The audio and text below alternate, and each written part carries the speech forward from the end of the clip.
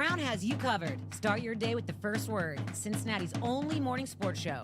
Power through midday with the working lunch. Cincinnati business talk that keeps you in the know. Nat tries that for lifestyle around the city, and the Rebound Rundown covers every corner of the college basketball scene in the tri-state and beyond. This is The Crown. Built for Cincinnati. First word for you morning sports, the working lunch for business that hits home. Nat tries that for lifestyle around the city, and Rebound Rundown for college hoops. This city deserves its crown. Watch, listen, subscribe.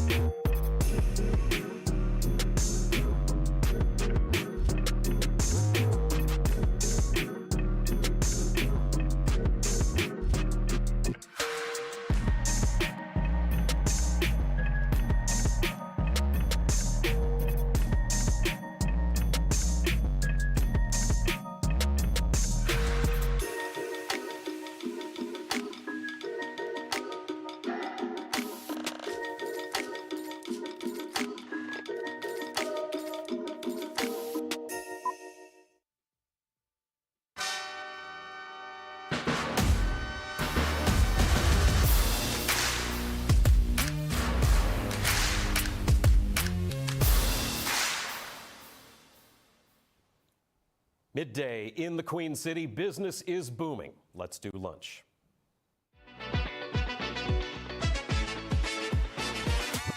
Cincinnati is a city that means business. Fortune 500 company HQs, renowned institutions like Children's Hospital and the Cincinnati Zoo, and letters that everyone here knows: TQL, GE, CVG, UC, and X. It's also a city that's large enough for new ideas to take root and grow. You know somebody who knows somebody who knows somebody, and you're in business. I'm Jack Crumley, and this is The Working Lunch.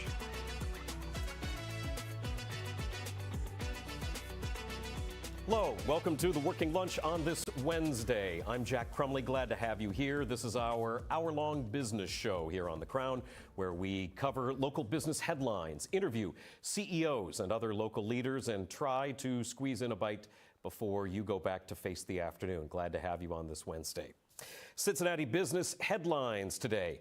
The state of Ohio has announced 8 new development projects promising over 1,600 jobs and nearly $2 billion of investment. The Ohio Tax Credit Authority is giving the green light to these different proposals, expected to generate more than $133 million in new payroll. Among them, AAA, Auto Club AAA, is expecting to create 250 full-time jobs by the end of 2031, with projects both here in Cincinnati and in the Columbus area. It's getting a 9-year job creation tax credit from the state. The plan is to renovate the downtown Cincinnati office on Central Parkway to the tune of $24 million, more than doubling the total number of employees there when it's all said and done. And it is going on right now. That downtown office is closed for all the work that's going on until early next year. It's also getting a tax abatement and a job creation tax credit from the city of Cincinnati as well. Kids, take my advice. Get yourself a AAA membership. It comes in more handy than you'd think. There's also Killer Brownie, with a project going on in Springboro. Their website says they make indulgent layered brownies for people who see dessert as more than a treat. A moment to pause, a shared experience. That kind of marketing and production apparently made an impression with the Tax Credit Authority. They're giving also a 9-year job creation tax credit as Killer Brownie relocates to a larger space so business and production can be in the same building with automation and more production lines added in. In banking news, earlier this year, Cincinnati-based Fifth Third Bank acquired Comerica, based in Texas since 2007, but with deep roots in Detroit, Michigan, going back to the 1800s. That was a more than $10 billion merger. Fifth Third announcing it is shutting down 75 branches this summer in Michigan. 55 of them are former Comerica locations. The other 20 are Fifth Third Bank branches. Those closures are reportedly because of overlapping footprints between the now unified companies. Fifth Third's region president Steve Davis tells the Detroit News that there were some cases where 2 branches shared a parking lot. Closing out with some restaurant news today, something I first saw in the Inquirer. Sushi restaurant Baru downtown has closed. A statement posted on the restaurant's Instagram says that it was a tough decision. Ownership is shifting its focus to another spot called Vintage on Race, a sports bar that is just across the street and down the block. It says that has exciting potential for future growth. That statement also praises 3CDC and says downtown's Fountain District offers tremendous opportunity. Baru's last day was June 1st. Also, an opening reported by the Business Courier. Genki Ramen and Izakaya is opening a fourth. Boy, that looks good. Let's just look at that for a second. That looks gorgeous. They're opening a 4th location soon in the Sharonville Plaza on US 42. That is between 275 and Fields Erdel. This is going to be a revolving sushi concept, which makes sense because it's going to be going into the old Sakura revolving sushi restaurant that recently closed down there. That deal was brokered, by the way, by commercial real estate agent and friend of the show, Josh Rothstein. Genki has been growing. It opened just its 3rd location in Oakley back in 2022. That's your headlines for today. Now today's big bite. Ohio lawmakers this week unveiled Senate Bill 450 and House Bill 959, the capital budget that Ohio uses to pay for construction projects all around the state. Nearly $4 billion worth of spending. This is generally, if you haven't gotten your bill out of the first chamber, this is the time when you as a member are running up against the clock, and so you're trying to make sure your legislation gets out of your home chamber and then gets over to across the rotunda to the other chamber. So it's going to be a busy spring. We have a capital budget coming up, which is an opportunity for us to make sure that we're doing what we can to take care of state assets, but also take care of some community investments across the state of Ohio to help make Ohio the best place it can be to live, work, and raise. So that is Ohio State Senate President Rob McCauley. He is Vivek Ramaswamy's running mate in the race for governor. In terms of broad strokes, it is over $600 million each, part of the proposal for the Ohio School Facilities Commission and also the Ohio Public Works Commission. Over $400 million budgeted for colleges in Ohio, nearly $400 million for the Ohio Department of Behavioral Health, and more than $250 million for the Department of Natural Resources. That's coming from general revenue funds and also the state of Ohio issuing bonds to pay for all this construction. This is a capital budget. Normally, the Ohio House and Ohio Senate would each come up with their own versions of the spending plan and then negotiate for a compromise bill to send off to the governor. This time around, the chambers worked together from the start. A statement from the Ohio House Budget Committee chairman made some comments about this. He said that it'll pay for renovations to state offices, new construction for mental health facilities, land acquisition and equipment. The bill includes just over $200 million for community projects, which are projects that come from outside of state agencies and have a benefit or nexus to the state. All 88 Ohio counties will get funding for community projects. In terms of what it means for the Cincinnati area, this is what I found going through. This is a big budget proposal. Over $30 million for Holmes Hospital renovation at UC. UC's investing more than $100 million into this project. This is going to create ultimately a new home for the UC College of Nursing. This is a big project, and the state is looking to kick in $30 million on that. We're also looking at more than $27 million for the Cincinnati Open Tennis Tournament. Over $16 million for UC Health, up to $10 million for Cincinnati State Community College. You're also seeing there $2.5 million for the Farmer Music Center. Of course, that's Riverbend 2.0, looking to open in the spring of next year. Still trying to figure out total funding for that. One other thing to note, the Inquirer in its That's So Cincinnati podcast had Rosemarie Mooring on, talking about how you will be hearing about acts for that new venue in the fall, most likely, for a venue again that's set to open up in the spring. One other note to talk about: the Cincinnati Observatory, slated to get $100K in this capital budget. They're currently undergoing some basement renovations. Had the pleasure of attending their pop-up planetarium at Mad Tree not that long ago. A couple other things in there. Cincinnati Museum Center getting $500,000. $600K for the zoo's giraffe habitat. So kudos to the giraffes. Also, $750,000 for renovation to Grant Park in Over the Rhine. That is not far off from Findlay Market. They've been doing a lot of work in that area, building some new buildings and construction. That Grant Park is a nice park, but it's in kind of a rough stretch there along Vine Street. Hopefully some of those renovations will be good for helping things out. This budget bill is 300 pages long. That is just some of the Cincinnati spending projects that jumped out for me in it. It's not everything. There are suburban Cincinnati counties that are slated to get some of that $3.7 billion also. One other thing I wanted to point out in this capital budget: the Ohio State Senate's Budget Committee had a hearing about all this on Tuesday with State Budget Director Kimberly Mernieks. She talked about how Ohio is in good fiscal shape with a good credit rating to plan on spending for these projects. But the first question that she got from the committee chair was about potential economic headwinds looming, things that the state should be concerned about financially, and it should sound familiar to regular viewers of The Working Lunch. Here's what she had to say. OBM always looks at the potential downside risks to a forecast. And the most worrisome downside risks to Moody's baseline forecast right now is global trade and uncertainties related to trade restrictions in the national environment. There are also concerns related to higher than expected oil prices and the impact, not just on Ohio, but in the wider economy, and that could moderate economic growth and contribute to higher levels of inflation.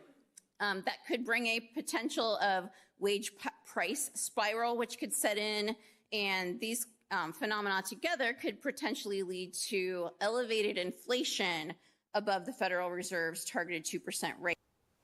So, in English, that is concern about inflation, the cost of fuel, supply chain tariff concerns, things that affect all of us at the grocery store, at the gas pump, and yes, even for multi-million-dollar construction projects being planned by the state.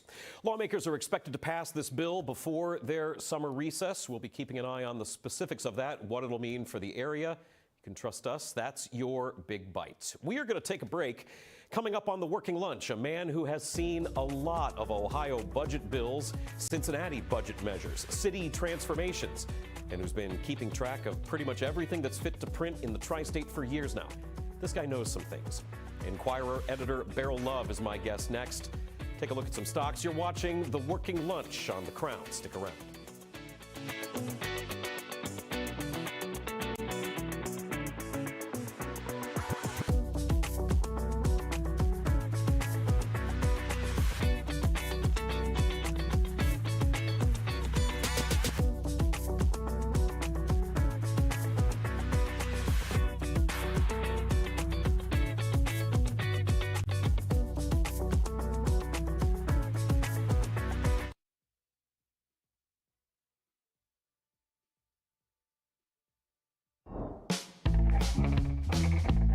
Hi, my name is Natalie Jones, and today we're at the Acres here in Evendale, Ohio. It actually has been around for 70 years and was just redone in 2022.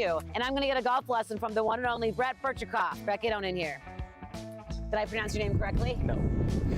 All right. Well, you know what? I'm even worse at golf. I did take a golf lesson once when I was 20 years old. I haven't really golfed since that day. All right. So now we're going to take a look around the Acres and see just exactly where we are. There's so much fun stuff to do here.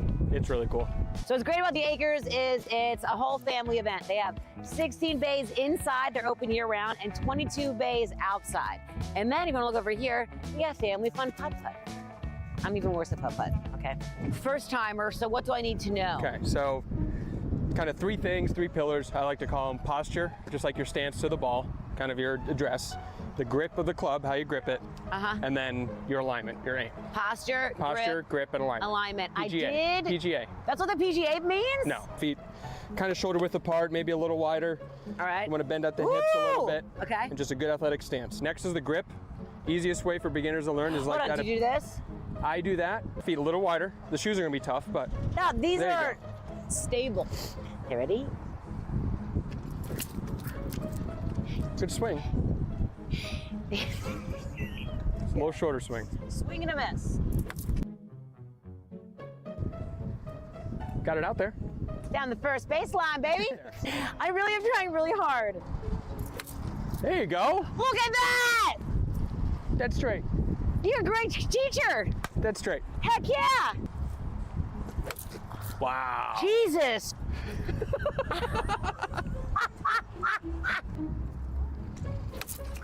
No, so here's the, want me to yeah, you know, pretty much an expert here now.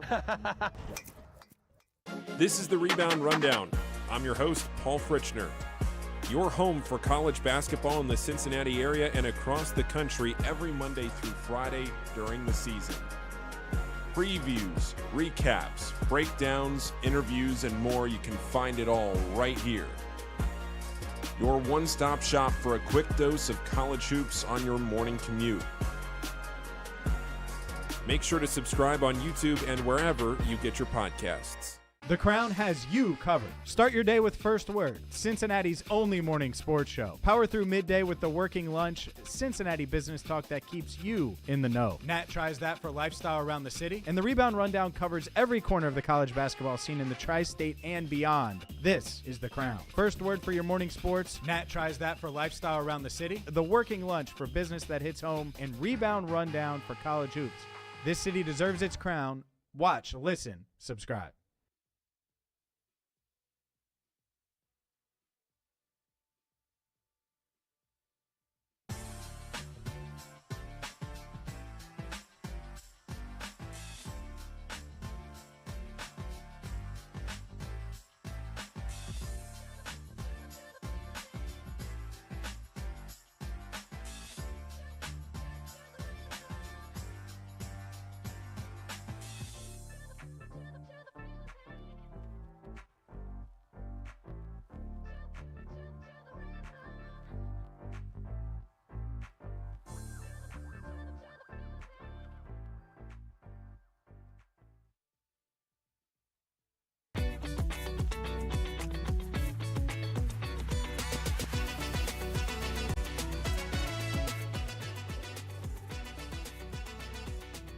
Welcome back to the Working Lunch. We are working on having a couple of ferns on either side of us, but in the meantime, I am joined by executive editor of the Cincinnati Enquirer, Burl Love. Thank you so much for coming on the show today. I really appreciate it. Well, thanks for having me. You have been doing news in this city for a number of years.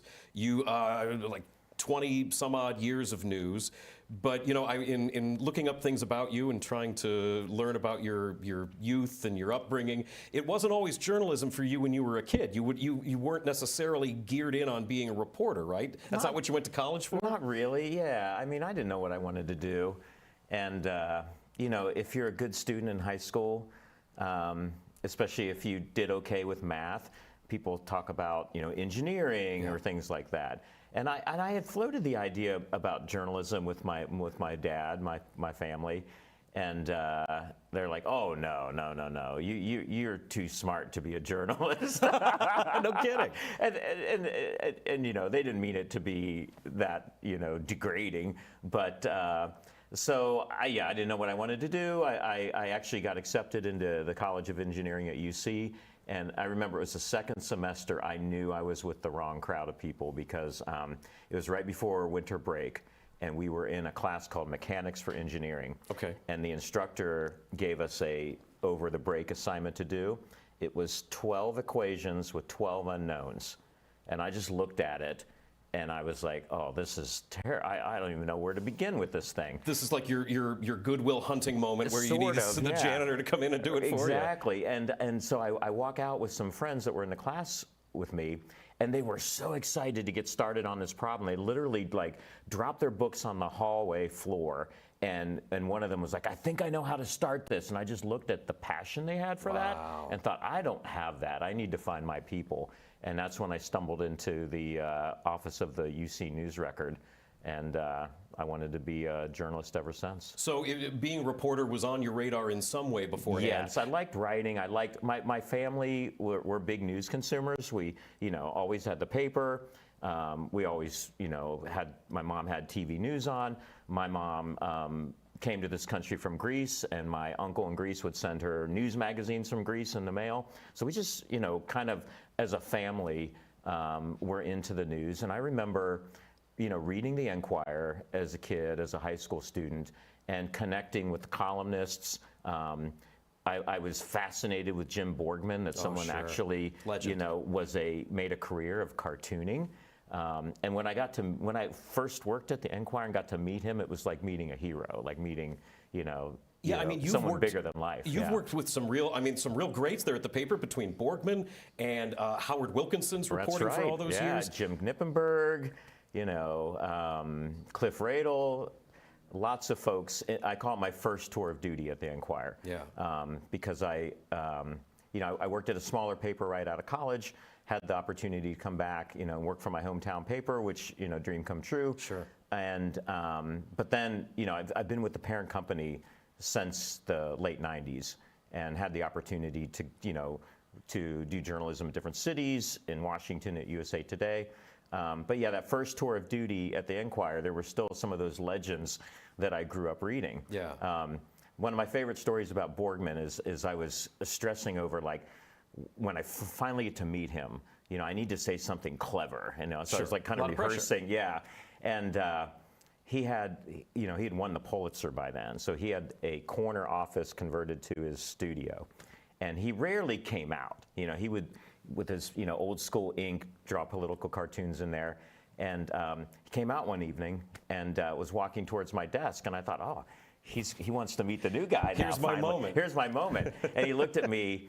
Obviously, he was, you know, the stress of deadlines and everything like that. He said, hey, I ordered some La Rosas. The delivery guy's going to be there. Can you just let him in? And then he walked back into his studio. And I was like, but we later became friends. And he actually... Well, did you help him get the pizza? Yeah, I did, of course. Of course I did.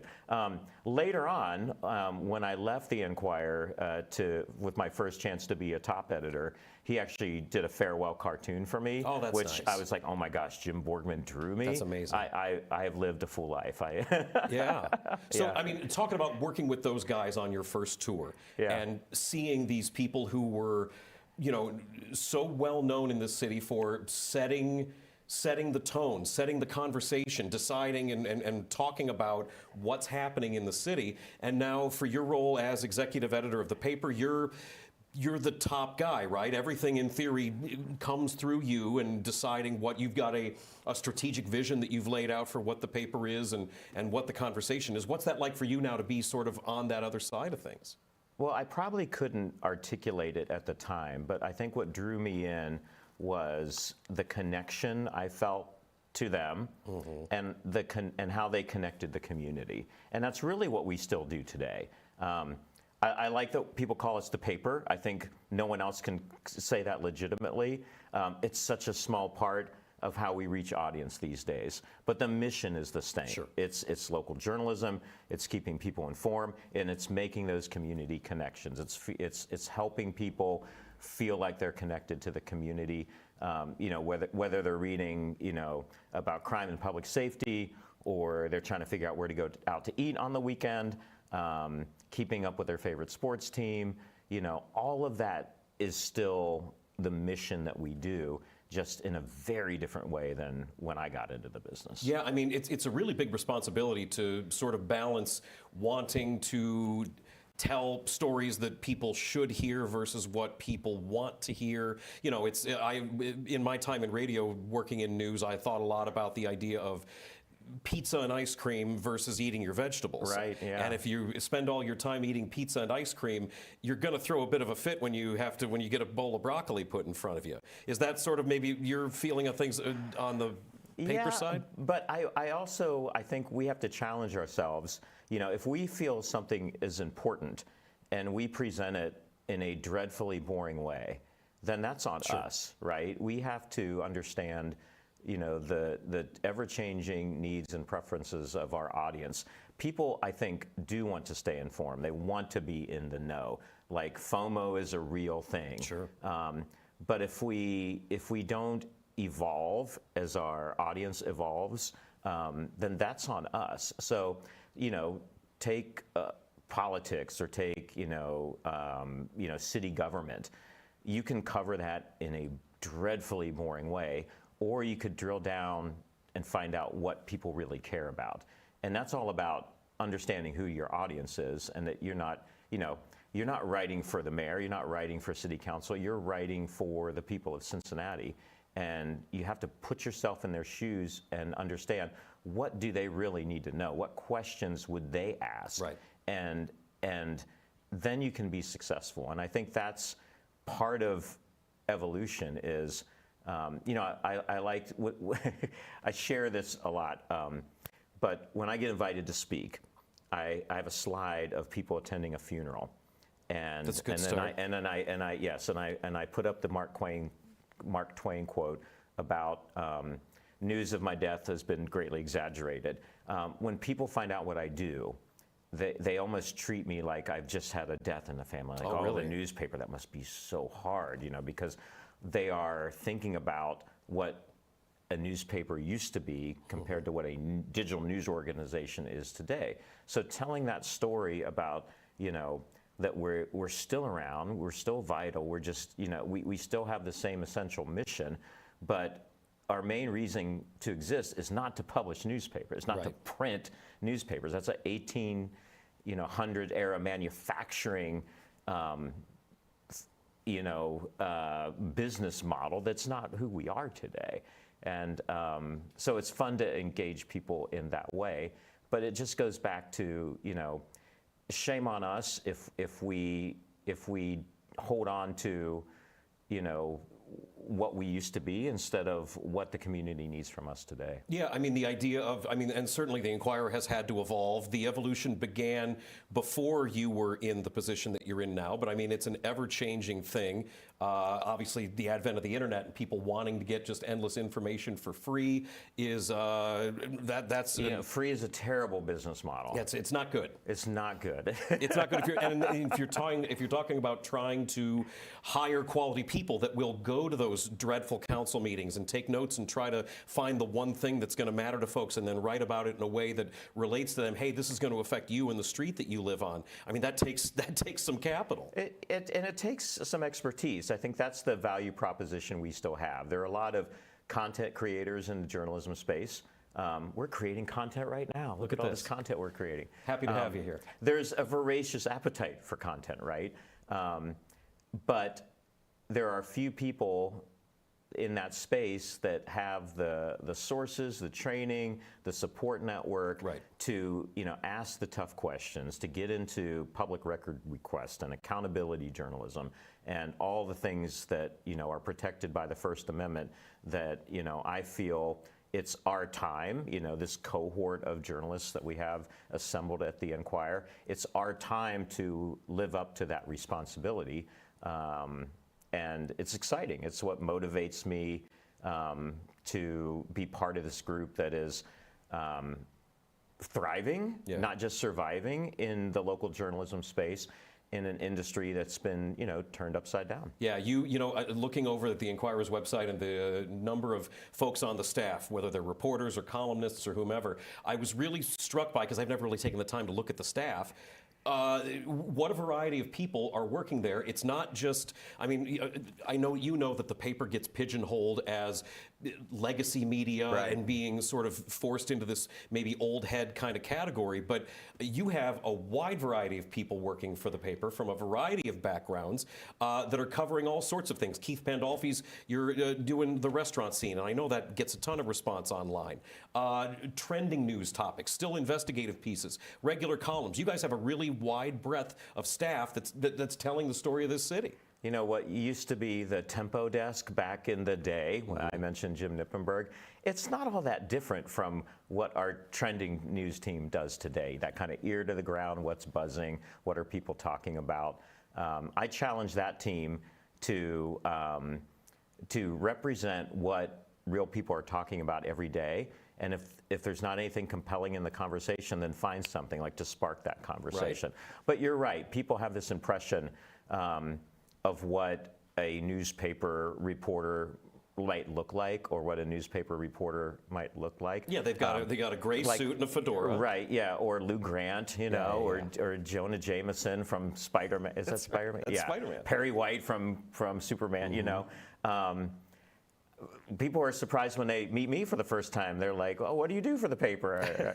You're the rock and roll reporter, right? Yeah, exactly, something like that, right? When I tell them I'm the editor, they're like, "Oh, but yes, it's super important that a newsroom reflect the community, right? It's just you can't do what we do and not have a staff that reflects the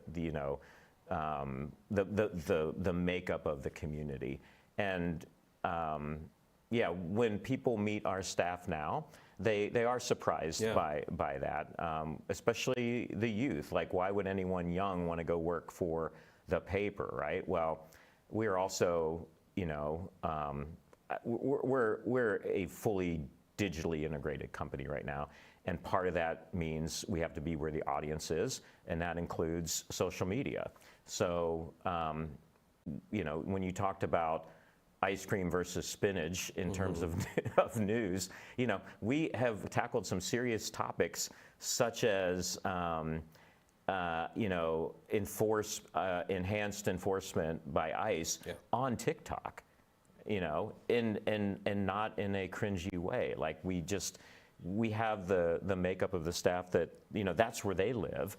Right. That's what you're talking about, being able to meet people where they're at and be able to respond to something quickly, which has been traditionally a little bit of a weakness in print media, is being able to respond quickly. Right. Now that's a new opportunity. It's a new avenue to be there right as something's happening. We are managing in parallel two separate businesses. Like I said, a manufacturing era product that's the print newspaper. We still have, especially on Sunday, thousands of people that are in the habit of having a print newspaper. And I think that's a cool thing. I think we're seeing it stabilize, the decline in print audience as we grow digitally. We're seeing that stabilize. And, one of the questions I get asked a lot is, how much longer are you guys going to do print? And my answer is, we're going to do it as long as the market demands it. Right. And there's a strong demand for it now. And I think, it's not the mass platform it used to be. We have other platforms that are way more efficient to deliver breaking news than print ever was. But there's something that people still want to hold in their hands. But there's something that people want to hold, we're all cognizant of our screen time. Like my phone every week tells me how much screen time I spend, and I'm like, oh man, I got to get off my screen. Right? You know, speaking of screen time, we need to go to break. We will be back with much more from Pearl Love, executive editor of The Inquirer. You're watching The Working Lunch on The Crown. Stick around.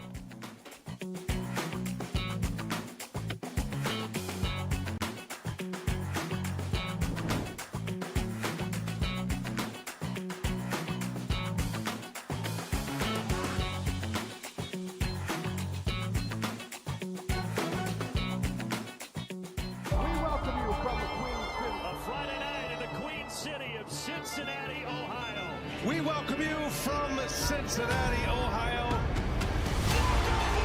Nick Hadley, the fan favorite, to put it away. Touchdown, Cincinnati. Oh, what a catch. The Cincinnati Bears score. And look who scores, and the Rams win.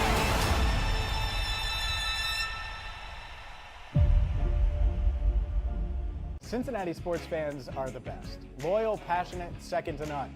This city lives and breathes sports, and now it finally has a morning show to match. I'm James Rapine, and this is First Word, the only morning sports show in Cincinnati and the place where every day starts.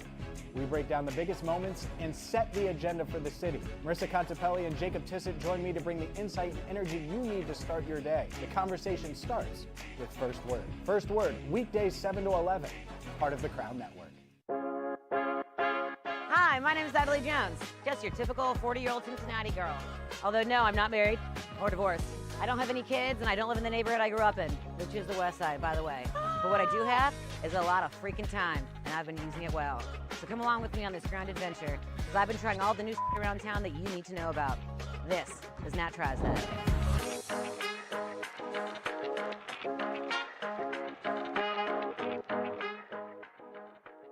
Cincinnati, home to more than a dozen Fortune 500 companies. A city where you know someone who knows someone, and you're in business. Every weekday at noon, The Working Lunch brings you headlines from local businesses, along with exclusive interviews with owners and local leaders. East Side, West Side, northern suburbs, downtown over the Rhine, and northern Kentucky. Real conversations, real Cincinnati. The Working Lunch with Jack Crumley, weekdays at noon, only on The Crown.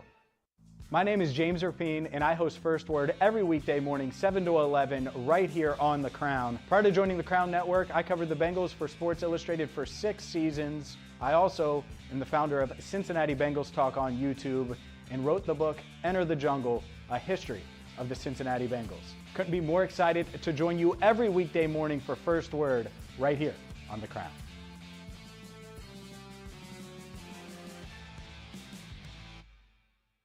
I'm Paul Fritchner. I'm a 2019 graduate of Xavier University, and I've been covering college basketball for 10 years here in the Cincinnati area. I'm the host of the Rebound Rundown, a daily college basketball podcast during the season and a weekly show in the off-season covering everything you need to know about your favorite team. And if you're not a fan of a team here in Cincinnati, I have you covered from the national perspective as well. Follow it on YouTube and wherever you get your podcasts.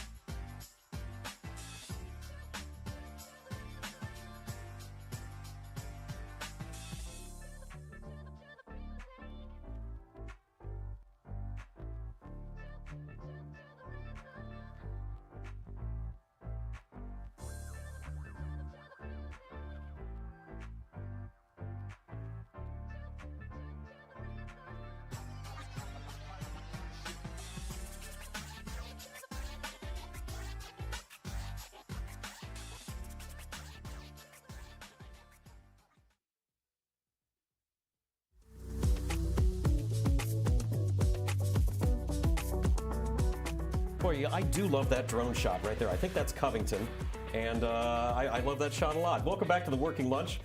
I'm Jack Crumley. I'm joined by Burl Love, the executive editor at the Cincinnati Enquirer. But also, you've got a whole other position as the regional vice president of news for a whole region of the Midwest under USA Today. That is true. I do have some corporate responsibilities. The way the company is set up right now, we don't have like a lot of news executives that don't have their own newsrooms that they're also operating. And so I have the opportunity to work with editors, for example, the Indy Star and the Columbus Dispatch, which is super rewarding for me at this point in my career. Yeah. To coach and to challenge and to, together, I don't have all the answers, so it's great to be able to work with other newsroom leaders to test different ideas out and, complain about angry readers who, call us out, and it's just like a great support network too. But yeah, it's something a lot of people don't realize is when you are going to Cincinnati.com or accessing the Enquirer online, you also are connected to the entire USA Today network, which is the flagship, the national brand USA Today. I work for the USA Today company, and about 200 markets that we're in across the country. So it's a great company. It's not the only way to do journalism, scaling it across a big company, but it's been good to me, and I think that one of the things that I look at is what are the other ways too? So we've had nonprofits pop up.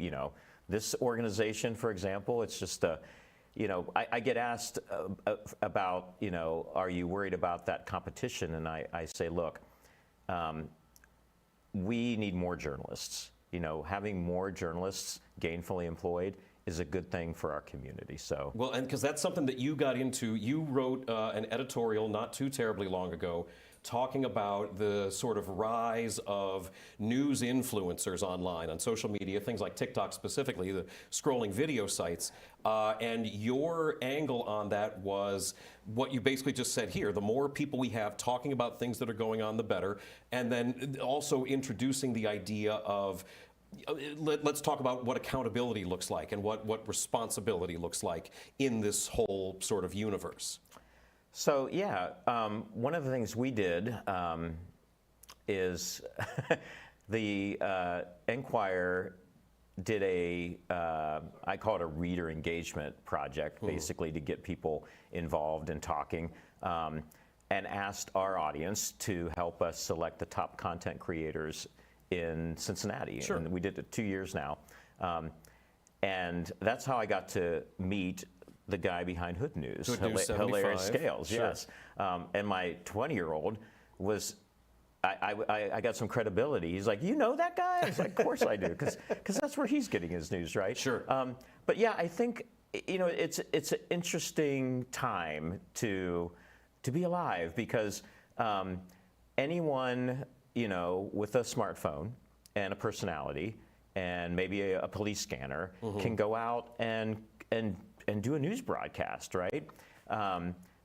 So what I wrote about was, I think this is a legitimate form of grassroots journalism, but I think people need to understand the difference, right? An example I can give you from this week is that a one-man show, a blogger in Columbus, got arrested and spent a night in jail because he sent a questionable image of Shrek, let's say showing all of Shrek, the parts of Shrek we don't want to see. This feels like a very 21st century crime to commit. Right. To a state representative. Okay. Who viewed that as harassment. Okay. And the standards of the Cincinnati Enquirer, none of our journalists would do that, right? And so, yes, this gentleman, some people think, well, he speaks the truth because he's not part of corporate journalism. He's unencumbered. Well, he's also sometimes not acting professionally and compromising his, I would say, his integrity by having an agenda, right? When people ask me, do your journalists have an agenda? I say, yes, we absolutely do. It's not the right, it's not the left, it's the truth. Yeah. Seeking the truth. Are we biased? Absolutely. Human beings. Human beings. You know, if any reporter, journalist tells you that they are not biased, they're lying, okay, because we all have that bias. What we have, though, is training, a code of ethics to try to mitigate that and try to make sure that our reports are balanced, and, you know, and balance looks different to different people. One of the things we were talking about why we weren't broadcasting is that it's very hard to do journalism in a climate where we are so politically polarized, and in a climate where, because of, you know, the way digital works, with algorithms and social media platforms feeding you what you want, right, you can find yourself in a bubble of like-mindedness. And that's not what we are about as a people, right? Yeah, that's a very challenging thing to overcome with trying to bring people honest information. So it used to be, I talk a lot about the importance of news literacy. It used to be that even if you disagreed with something that you read or you heard on a broadcast, you understood that, okay, well, they're presenting two sides, right? And it's good for me to hear two sides. Now the way we are wired now, we collectively, is that if you're feeding me something that's against my worldview, that's fake news. Right. I don't want to hear it. I'm just going to surround myself with things that that validate me. We've lost that serendipity in the news experience, and so it's hard to. I think it's the good fight that it used to be. You know, we had a tolerance which we don't anymore, and I think that's rather frightening for us, you know, from a society and from the way our country works. And I'm hoping, because I think things swing back and forth, I'm hoping that we start to get wise to this and say, okay, it's a bad thing for me to surround myself with people who think just like me. I need to open myself up. And that's what platforms like the Enquirer have always done. Going back to what we said earlier, connecting people, celebrating what unites us, and then addressing the challenges that might separate us in a civil way. And even outside of the polarized potential response that any given thing can have, at the end of the day, if you're talking about storytelling, just sort of the very human element of telling a story about someone living in a community around here, whether they're doing something good for people, facing a challenge in some way. There is such a human element to telling the story, and people that are working for the paper, people are working in news are storytellers. They want to convey something to someone. That's shared humanity. I've always had very strong feelings about storytelling as a way to unite people. That's right. I'm sorry. I'm getting a little philosophical here in the chair, but it's a deep topic, right? When I took this job, I thought to myself, this will be nice, because I had worked at USA Today. Part of my responsibilities when I was an editor there was covering the 2016 election. I was at both national conventions. I started to see, the polarization at its best. And I thought, okay, when I have the opportunity to come back to Cincinnati and focus on local journalism, that'll be a breath of fresh air. I have watched that polarization seep into local politics, even at the school board level. I think it was fascinating that some of the issues coming out of the pandemic, masking policies, and privacy issues, and even cultural issues, culture war issues played out on school boards. So I feel like it kind of followed me back home a little bit. But like I said earlier, I think that that the issue of news literacy, if we address it right, is going to be one of the things that help us sort of like break this polarization a little bit. It's not okay that you have your own separate facts as your political opponent. We have to agree what the facts are, and I think that's what we've always tried to do. Well, and again, that gets back to the idea of trying to understand, meeting people where they're at, and making them feel as though that their voice is that they are being heard in some way, that there is a sense of connection on that. You have been at the paper for a number of years. What would you say has been the most challenging local story that you guys have produced? So there was that big piece you did a few years ago with the heroin expose. That won a Pulitzer. That was, I think, a little bit before you came back. Yeah, that was right when I came back. In your time coming back since 2018, what would you say has been the most, the biggest story, the most challenging local story that you've been at the helm for? You know, I would say without a doubt, I think the community, you know, we reflect what the community's struggling with. And I think the problem with violence tied to poverty, especially in the city, but we see it elsewhere, I think is our biggest challenge right now.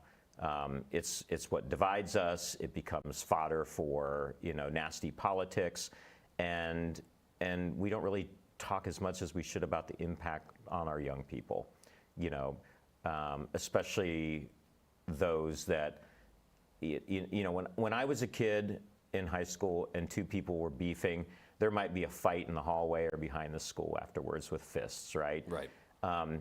Today, with the prevalence of firearms, these beefs get settled, you know, in more fatal ways.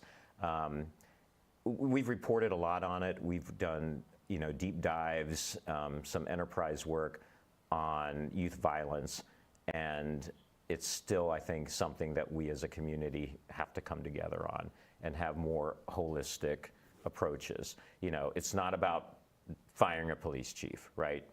It's bigger than that. Yeah. I think that's the biggest challenge as far as a story and an issue our community is facing, and one that's difficult to report on because people have such strong feelings about it. Right. That's been one of the biggest challenges. Well, yeah, it's a complex issue, which means it's not a simple solution, and people really sort of crave simplicity a lot. You want to be able to hear something, put it in a box, and put it on the shelf, and then move on, and things can be a lot more complicated than that. Burl Love, thank you very much for being a guest here on The Working Lunch. Executive Editor of The Inquirer, Regional Vice President for USA Today. We got to take a break. That's all the time we've got. We'll be back with more Working Lunch coming up after this. Stick around. You're watching The Crown.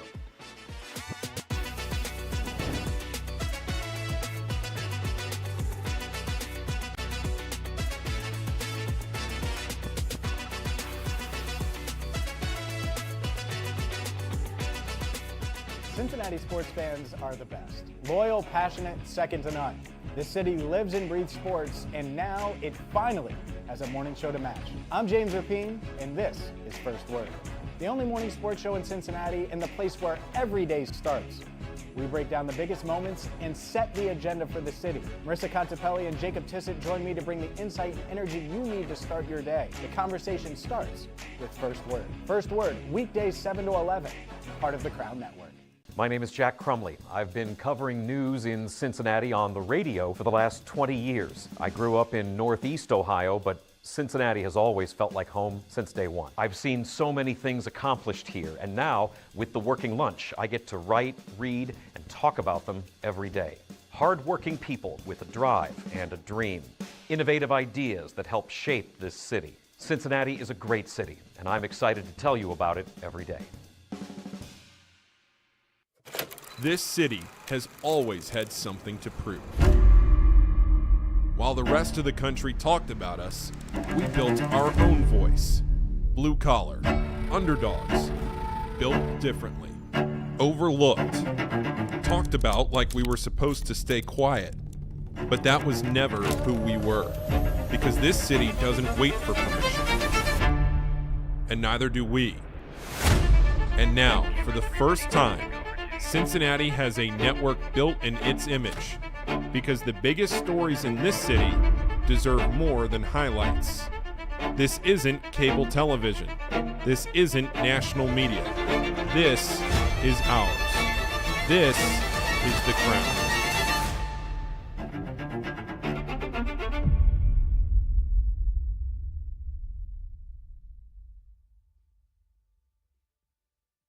Hi, Hi, my name is Natalie Jones, a Cincinnati native, and I have been in media for about 10 years now. Formerly on the radio here in Cincinnati, I grew my love and obsession with finding all things fun in Cincinnati and have now made it my life. I'm originally from the west side here, and then I've pretty much been a downtown girl ever since college. But I did leave for 7 years, and during that time I really grew and harnessed and cut my teeth doing stand-up comedy in Los Angeles, learning how to ski in Colorado, and now I'm back here in Cincinnati, driven by curiosity and grounded by family.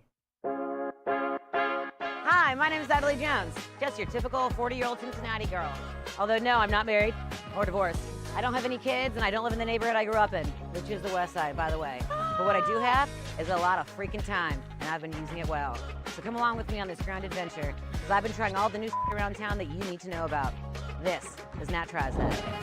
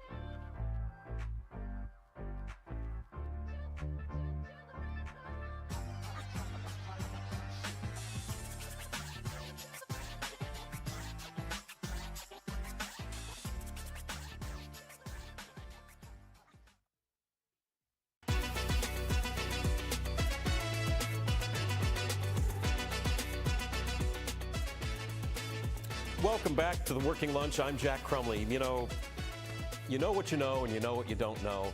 Sometimes you don't know what you don't know, and that's a fun thing to find out about during commercial breaks. Wrapping up the show here today, I would be remiss if we didn't at least talk a little bit about new proposal just came out to redevelop Hyde Park Square. We're going to be getting into this a little bit more later, but I wanted to give you a look at some of the designs and renderings now of what the developers are looking this time around for that stretch of Erie Avenue through Hyde Park to look like. This group of developers are back after people who live in Hyde Park successfully lobbied Cincinnati City Council to revoke a zoning change that was granted. The previous plan was to build a hotel and more. Here's some renderings of what this is potentially going to look like going forward. Boy, you know, the number of computer-generated kids in concept art has got to be through the roof. Anytime you see any renderings of what a new development is going to look like, there's always kids running around in it. How much bandwidth on a computer goes into making sure you render kids and families playing in a green space has got to be at a premium for software that generates concept art. The previous plan was to build a hotel. People there were unhappy with the height of that building. They ended up fighting City Hall and got that zoning change revoked. This is the new go-around now. This proposed building is not as tall. A hotel is not part of the plan. I am reaching out to reps from the developers, trying to find out some more. So you can see along Erie Avenue there, that's where Hyde Park Square would be, heading toward Michigan, and Edwards running north and south there too. You can bet your boots that the produce section at the Hyde Park Kroger is going to be all abuzz about this for a little while. We got a couple of minutes left. One other thing that I thought was cool. The city of Cincinnati has put out an invite to architects and designers and even just design students to be a part of what it's calling the Build Ready Design Competition, specifically to build middle housing in the city. You know what a huge issue housing is. This is specifically 2, 3, and 4 family homes like you see there. That's what this contest is for. There's a lot of those already in the city, but they're like more than 100 years old, so they're looking for new designs for new construction. The city says popular designs in this competition are going to inform the development of the finalized pre-approved plans. The open call for this competition for designers and architects runs until mid-August. You can learn more at the City of Cincinnati's website. Search Build Ready Competition. That's our show. I would like to thank Burl Love for coming on, the executive editor at The Enquirer, with some really interesting insight on what it's like to be running a news organization in this city. There's so many great stories to tell. try to tell as many of them here on the Working Lunch as we can. Boy, we got a good week going on here, right? The Crown is rolling right along. All sorts of shows that we have out there. First Word with James Rapine every morning from 7 to 11. We had Natalie Jones on the show yesterday promoting Nat Tries That and also the Natalie Jones Show podcast. You can check all of our programming out, cincycrown.com. We stream things live. We're on YouTube. And if you're watching on good old TV, there's 19.3 over the air, Spectrum 999 in Ohio, and Alta Fiber 253. Look at all those shows. Look at all those colors. Paul Fritchner with the Rebound Rundown, getting ready for college basketball season. New episode of every show is available, and you should check that out. cincycrown.com. There's a million ways to find us and follow us. You should explore one of those routes. I don't think you'll be sorry doing that. That's our show. We'll be back tomorrow with more of the Working Lunch.